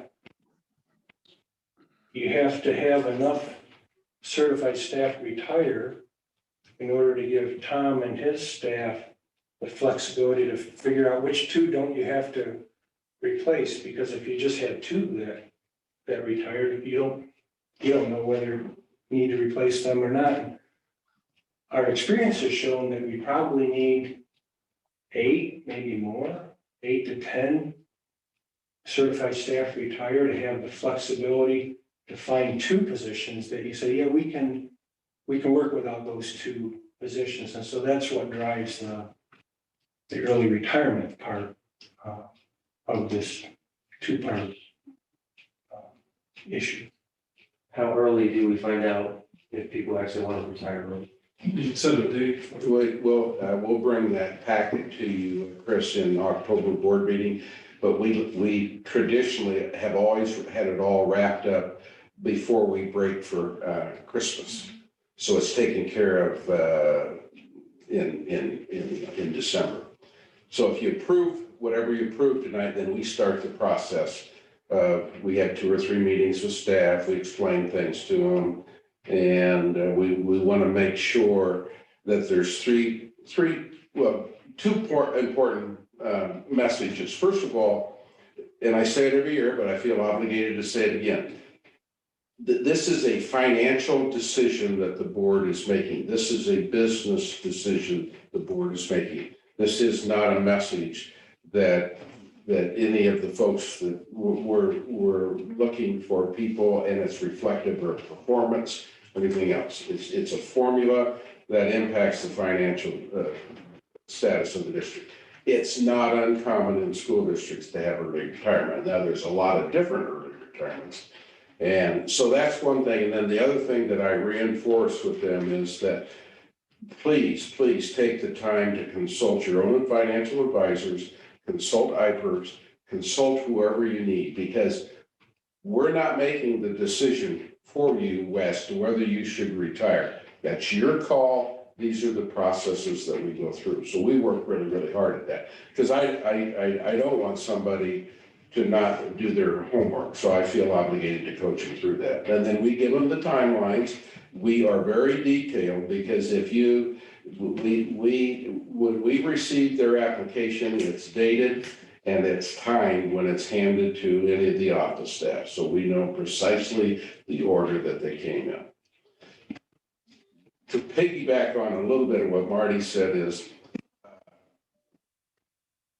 yes, to have a pool gives the district a greater chance of savings.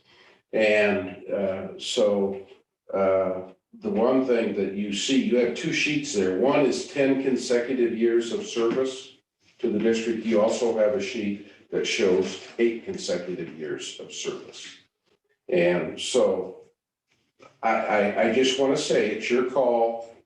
I just want to say, give consideration to the 8 consecutive years of service, because it's going to create more people that are eligible to potentially apply.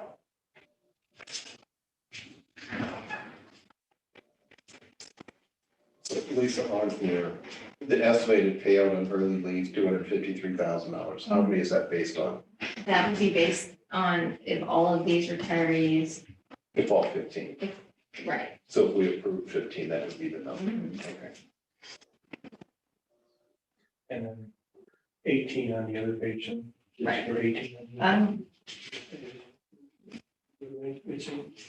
Is it on 18? Yeah, No, because the number's the same. 253 is the same. yeah.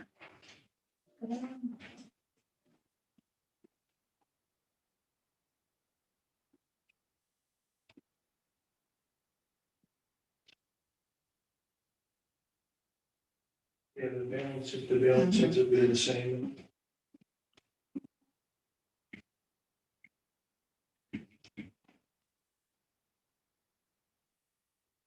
How much leave is somebody allowed to build up? If that's in the contract? They can 130 sick days and 60. 130. Sick days, yeah. And that's at 60% of $120. The sub rate. And then flex is paid out 75%. So they don't get per diem. Okay, so they don't get basically whatever they're considering those years up from 10 years ago. Now that I've been stepped an increase, I'm getting a higher rate for that. Okay. It's the same for everybody. And it's 130 and 60. So I'm sorry, I was just gonna, last time, how many folks did we have retired last I time? thought we had 11, did you ever look it up for this year? It was 11. 11 last time, that would be 2 years ago? We didn't last year. We didn't have an early retirement last year. So we talked, we don't want our balance to go below 600,000, right? Right. How close, I guess? How at that 600 and being over, how comfortable are you? I mean, I'm comfortable at 6, is what I'm saying. So at 6:38, I would be okay. It's an interesting smile on your face. Yeah. Well, because I know that I'll be able to pay my, majority of my expenses out of that on July 1st, and then that year I'll be able to budget and levy more for the next year if I need to, so. So if we lose, let's say we approve this, okay, and we approve whatever, how many? And next year we lose 20 students, we're putting on 10. How does that affect this? Well, it Or doesn't, does it? enrollment doesn't affect the management. It's a separate. Well, as far as It the, would affect that. Right. Well, it might affect this. Yeah. This table for sure. Yeah. Like, it could, you have to take a look at it, and then Lisa will run it through and you'll see, does it tell you have to do something? It'll affect that chart and possibly instead of being 2-2-1, we would need to do 2-2-2 or 2-2-2-1 as far as losing teachers. So are you But you looking at, figure if you're losing kids, you should have a little bit of flexibility where you don't need as much staff. Because right now, our teacher to student ratio is, I thought, higher than a lot of area schools. are you looking at whether or not we'd have to do another one? right, is what I'm looking at.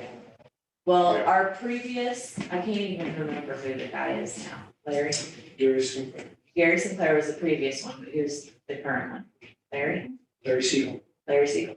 So Gary was the previous budgeting program we used, but he was like the guy that came in and he was a former superintendent. And he basically, his recommendation is you do a retirement package every year because it's financial savings for the district. So if you look at it as just being a money thing, you want to offer a retirement package every year. One of our big reasons I'm not doing it last year and why I didn't want to do it last year was because the prior year, because we needed people to retire, so we didn't have to pink slip anybody. It was kind of like, you need to retire this year because we are not offering a package next year. Does that make sense? To try and encourage people to, maybe if they were on the fence and they're like, no, I really want to keep teaching a couple of years, And I to encourage them. I get that point. My other concern though is, okay, we say, yep, 14 go, whatever. We already established that we're having a very hard time getting new teachers. So it's to me, it's a balance there. Yeah, it helps with the budget here, but then do we get in a dilemma with not being able to get the teachers that we need to fill vacancies? Well, and we can also put a cap on it and say, we're only gonna give retirement package to the 10 Right. or whatever. And, then that helps a little bit to me in a couple ways because you're not having to replace as many teachers. Plus then the following year, you already know you have some teachers that are wanting to retire. I guess I'm assuming if they know that they're not gonna get the package, they can renege. And then the next year that you would have a few more, especially if we had to do 2-2. I mean, we do have to do 2-2. If we did 2-2-1, then we would, does that make sense? Then the next year we would already know, okay, well, hey, these 5 already put in that they wanted to retire, so we have, we're gonna have some numbers the next year to help us figure out how we're gonna reduce staff. I understand the Personally, rehire. I'm not prepared to say, yeah, for this every year. Right. So, I mean, it seems like we're in a situation maybe where we need it now, but not every year, kind of thing. Well, I would just suggest you made a good observation, what happens if we lose 20 students? And let's say that right now we project we need to reduce 2 certified staff next year. Let's say something makes that 3 for whatever reason. The board has to decide how you're going, in order to make a sound financial decision, the board has to decide how will we lose that 3. And you really kind of have 2 choices. Early retirement with a big enough pool to lose a 3 or you pink slip 3? And one thing that I know that in our finance committee, we didn't really talk about, but you don't just pick and choose, these are the teachers that I want to pink slip. It's all, what's that called, Lisa, where it's like low man on the totem pole. What? Seniority. There's a whole like chart on, it's not just you pick and choose. So it doesn't, I don't know. It's not as easy as I made it sound. Right, you're not, I don't know. The other thing I would. It's just So, complicated. for example, let's say the matrix of who would get pink slipped would happen to be, and if, I know this is public hearing, so I hope it doesn't like make him nervous or anything. Just say so. What if it was our home ec teacher that it took for, not home ec, but what's it called? Family computer, that we took so long to get. What if it was that person? Right. Yeah. And That it's is- going to be a teacher Right. who, if they're new to the district, they're Right. probably a newer teacher. They're already not making any money. Right. We are wanting to have people retire so that we can pay So- them less. So by not doing, and I struggle with doing early retirement, but if that was the case, where if Tom had to go, our family consumer science says you're a low person, and the next, we gotta cut somebody that's you, we just cut probably a starting salary, B, somebody that took a really long time to get, and we gotta go right out and for either we cut that program or we gotta hire that person back. So at the end of it, it doesn't accomplish anything. Well, in that example, I would say is probably not accurate, just because we probably to meet our CTE requirements, Yeah. we would want to keep her. I mean, I don't know how That's a everything good plays out, example, could be but another. it's Yeah. still gonna Subject be, or- yeah. And I guess, and I would mention, having been through pink slipping, there's a whole, and I mentioned, we're talking financial tools here. As you might imagine, letting teachers go is a whole dimension, has nothing to do with finances. I mean, it just ripples through the school. I get it. I think, And only.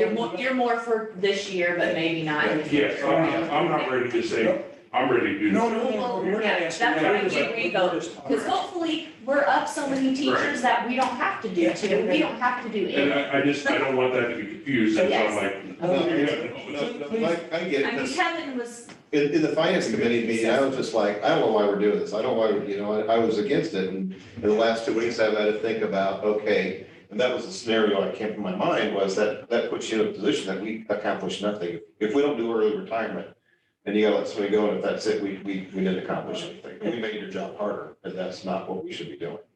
And also, you've put yourself in a position to be able to do it and not put a burden on the community. Look at that property tax rate in our 5-year projection. I mean, we're going from 1873 to 1620.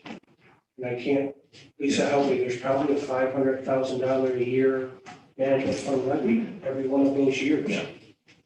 Yeah, already built into that. so we're replenishing the management fund every In year. order to do an early retirement, without placing an undue burden on the community at all. And we're actually lowering property tax rate dramatically over those 5 years. So I It think might not be maybe, property taxes, but I would argue that property taxes are probably not going, they're not going up because of us, they might be going up because of, the valuation of the property. So that property tax levy rate, and this is does not, I guess I should ask the question, Lisa. Well, okay. Does it assume an increase in valuation? Well, first of all, I want to say, it's 300. 300, sorry, I said 500, my apologies. But adding in 500,000, I don't think would significantly Change the rate. change what we put out to the Okay. public.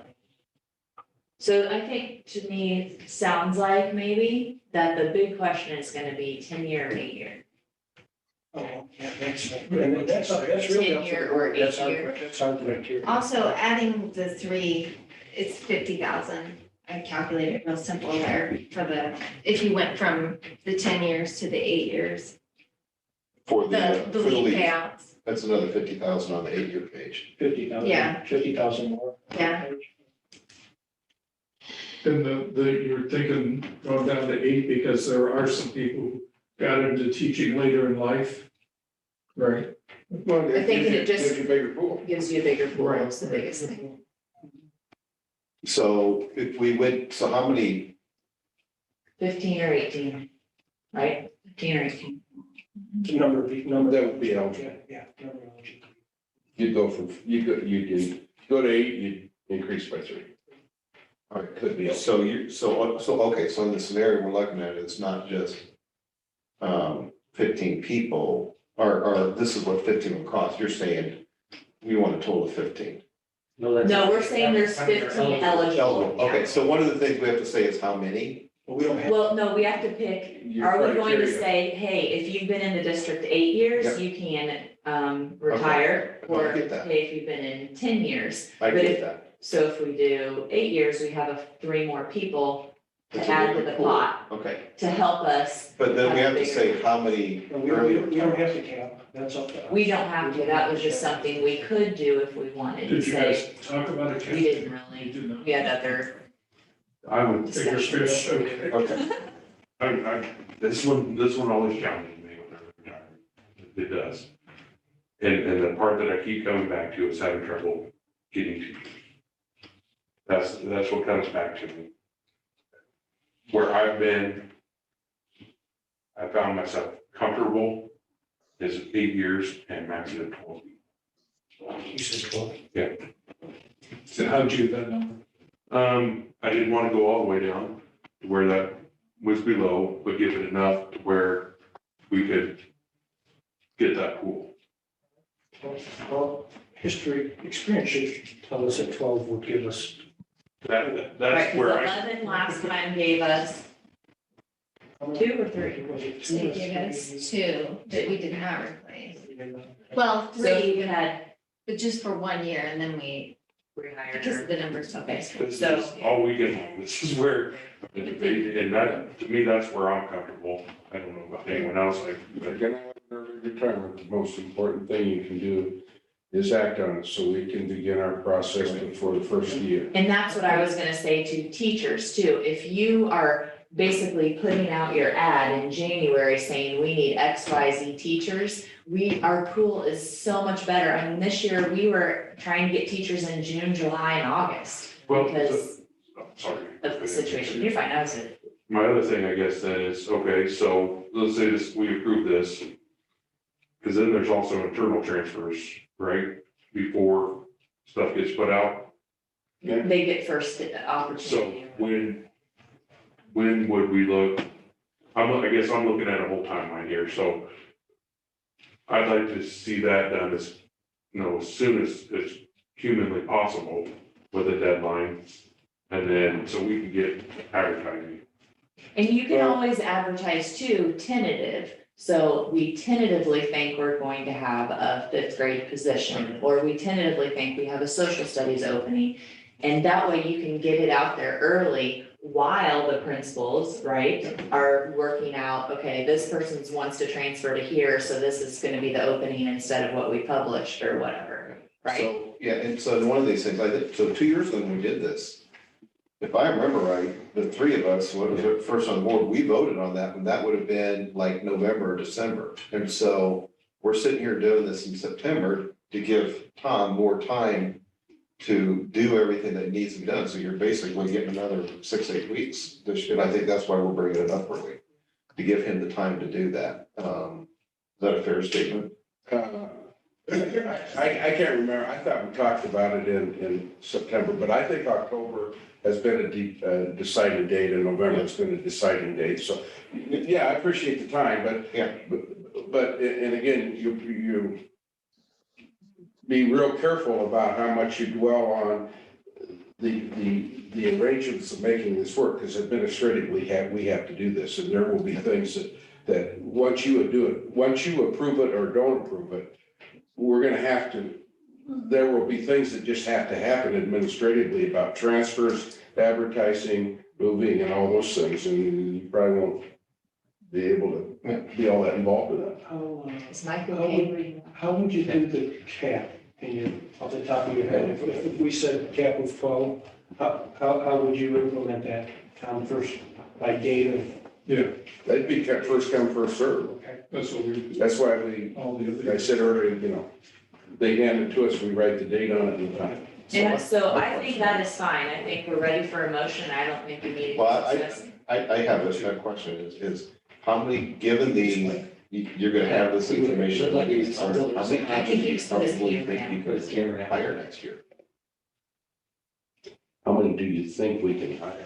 I mean, if we say 10, you've got to, if we say 12, you've got to go hire 10. Right, because we're gonna reduce the force by 2. If we say we're gonna cap it at 8, you gotta do 6. That's it, that many people take it. Right, Right. but I'm just saying, if the They're max probably- number of people take it, do you think you can comfortably go out and hire 10 teachers next year? Yeah. Okay, you got high confidence in that? If we start early enough, we can. But the question is if we have to hire regular ed teachers at the elementary, we're gonna have a larger pool than we are if we're gonna have to hire an advanced math teacher. So I want to retract what I just said to you. I don't know. See, that's the part that makes me nervous. Well, Yeah. you. Yeah. Well, we have, I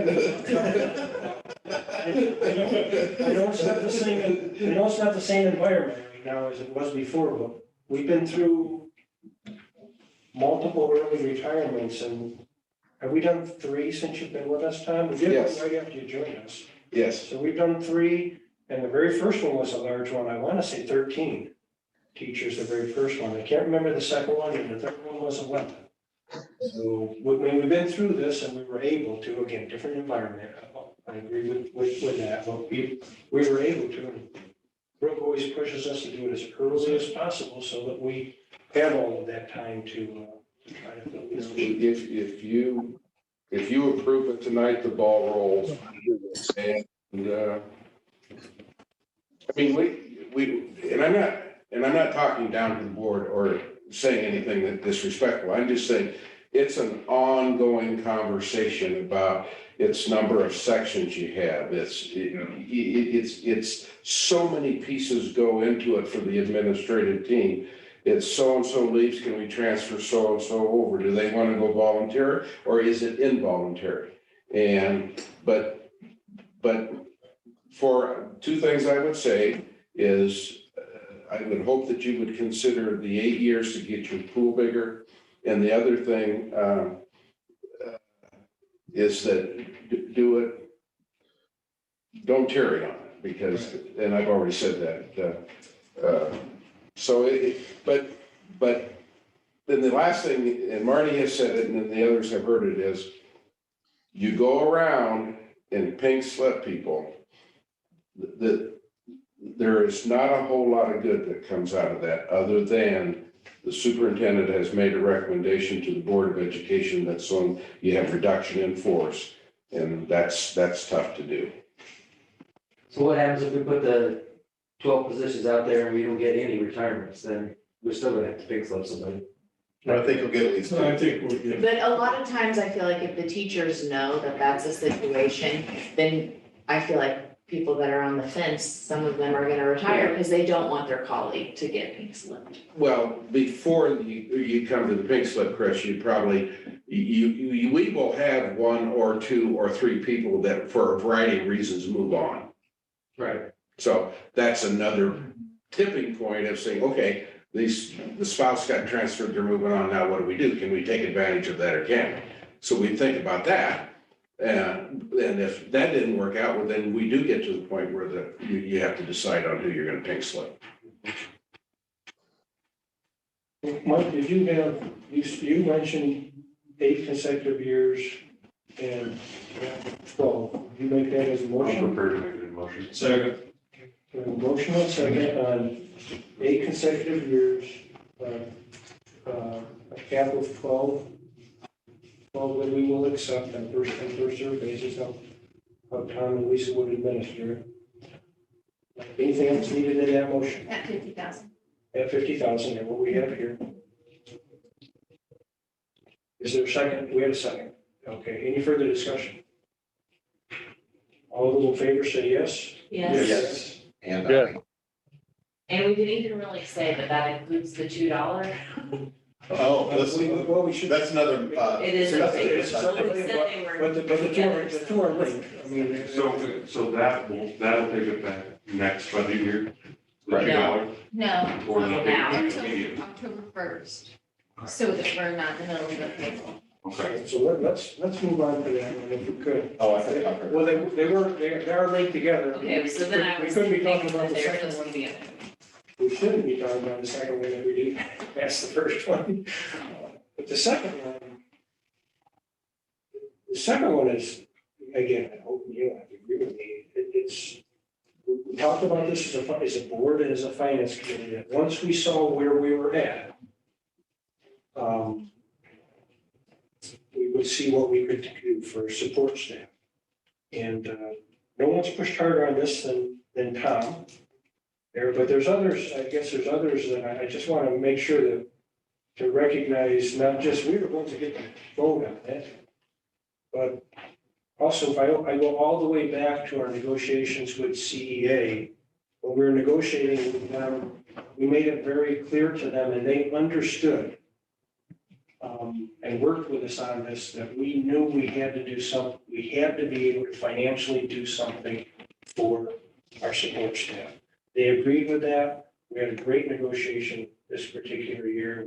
We quickest that I think I can ever remember us resolving it. So a little bit of hats off to the CEA too, because they knew we wanted to. We at that time had no idea what we might be able to do. And we couldn't know until Lisa wrapped up our finances and then we could make a new projection. And so now we are able to bring to the board this finance committee's recommendation of that $2 an hour across all cells. And then the adjustment of the bus driver sit time to no longer be at that $9.25, but to be the same as whatever the driver normally makes. We're buying their time anyways, whether they're driving or not, we gotta pay for the whole time, at the whole rate. That just seems fair. And again, hats off to everybody for us to be able right now, for us to be able to spend $300,000 a year that we weren't planning on spending. It's pretty, I mean, that's amazing. It really truly is. And to still have a 5-year plan that looks like that, it's amazing. It really is. And it brings some folks up again. I mean, it's not a lot, but you're going from a $10 to $12. $12 still isn't enough, but at least it's $10 to $12 for starting. And hopefully it'll help with retention too. Yeah. Right, and we know we need to Hopefully do bus more, drivers and we will- will still be looking at that to do more. Yeah. Just, this is a quick win that we could definitely work into the budget. And this is the process. It'll probably happen the same way. You have to get through negotiations. You have to wrap up your year financially. You have to make your projection. You have to say, okay, here's what we can or can't do, just like you did this time. So I don't know if there's any more that anybody wants to say about it. I move to approve the $2 rate increase for support staff. Second. A motion and a second to approve the $2 per hour increase for support staff and the change in the sit time. Any further discussion? Starting October 1st. Thank you. Starting October 1st. All those in favor, please say yes. Yes. Yes. Any opposed, say no. Thank you, folks. Nothing else, I don't believe. Motion to adjourn. Thank you on that last item, yeah, it's gonna be really a nice shot in the arm for people that needed a shot in the arm. And I don't want to act as if it helps our organization too. I mean, it has an impact on the organization. Should make you popular for at least a week. Excuse me, should make you popular for at least a I week. second? Did you have a second? I was gonna say, I didn't have a Second. second. All those in favor say yes? Yes. Any opposed, say no. Thank you, folks.